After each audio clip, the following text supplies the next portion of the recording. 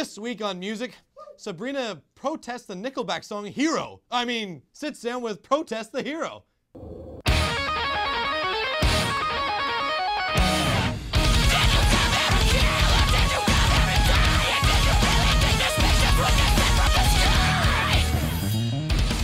Sabrina from Queen's TV here, and I'm here with Arif and Tim, two members of Protest the Hero, headlining a show at Stages tonight.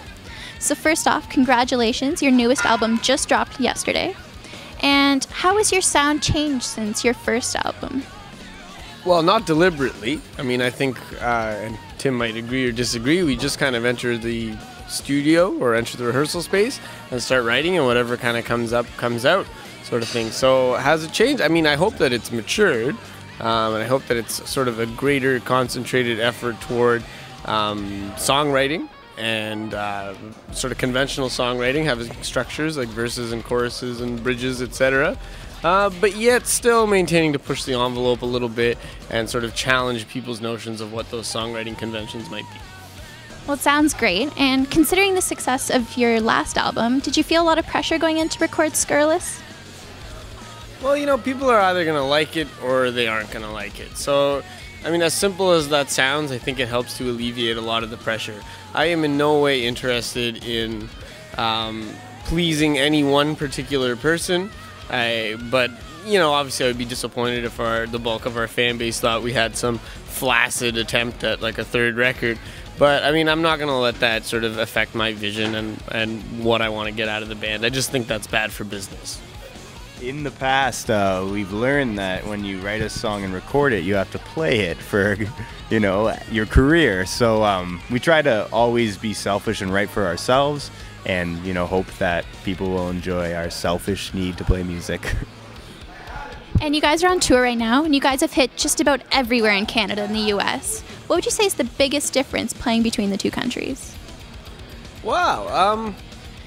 The probably little day-to-day things, I would imagine. I think that sort of a lot of Canadians take a certain pride in the distinction that we are in fact Canadians, whereas a lot of Americans, when they approach us and they're trying to be nice, they'll say, oh, you guys, you're pretty much Americans anyway. And we always say, well, no, there's little subtle cultural differences there.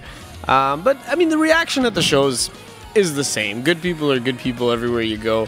Yeah, my favorite area to be in is south of the Bible Belt, and it just gets interesting. It seems like it's a different type of person, and we always get along, but you just you feel like you're not anywhere close to Canada. We did a tour a while ago, like a headlining tour in the US, and I was asked twice on that tour, at the beginning and at the end, in different parts of the country, and I know it sounds absolutely ludicrous, but how far is Toronto from Amsterdam? And, I remember the first time I was like, well, what do you mean? Like by car? Is that like how do you plan exactly on getting there? And I was trying to understand sort of the logical sequence that must have been going through this person's brain, these people's brains, to ask that question. And I guess they thought of Toronto, and they thought of Canada, and they thought about smoking dope.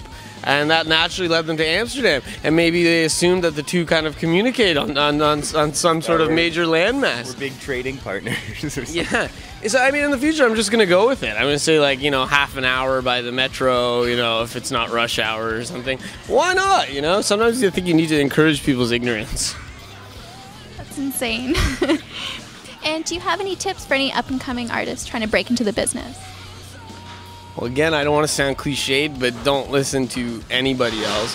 I think when it comes to the music industry, not a whole lot of people know their ass from their elbow, and it is such a changing industry, ever-changing, that you can kind of provide your own best advice. And I think that goes for songwriting and sort of forming a vision and idea of a band as well. Don't do it because someone else has done it. Do it because it feels right.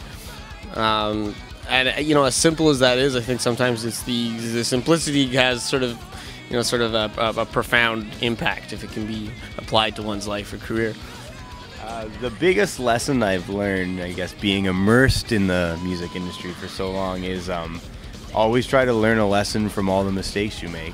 And, over our more than 10 years of being screwed every which way and, just being in unfortunate places and things happening, it's like, as long as you can take that as a lesson and learn and, it never happens again, it's like, I think education is a big part of it, and learning about all the sides of the music industry, and not just the music, but be a well-balanced musician and know all the things that go into recording to how it gets to people.